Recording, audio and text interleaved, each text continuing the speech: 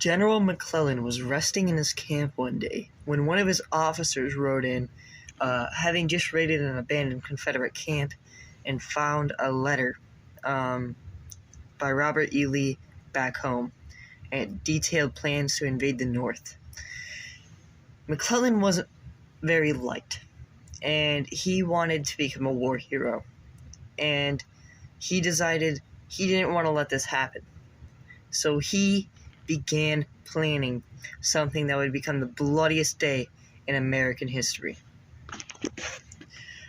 Now, the Union's preparation for this battle, it wasn't very much of a preparation. They had camps pretty much right outside of Sharpsburg.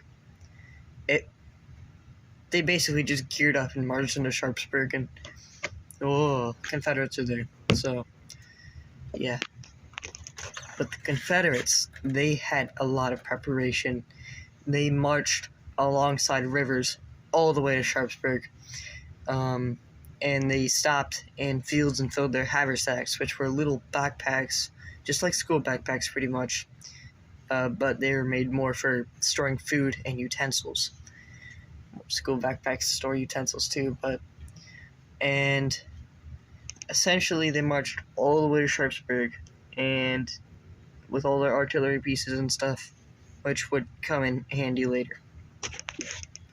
Now, during the actual battle, Confederates were hiding in cornfields, and they had their artillery set up on hills, and whenever the Union would try to attack these cornfields, the artillery would bombard them.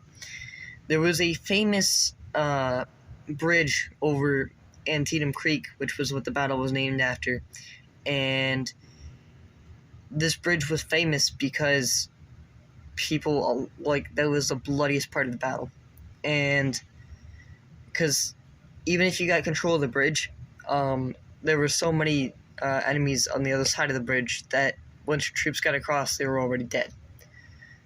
And there was bodies and blood everywhere on that bridge, and when they tried to go down through the water, they would get stuck in the mud, and they obviously had to wade through the water, which slowed them down and made them sitting ducks, which really probably put the nail in the coffin for the bloodiest day of the Civil War.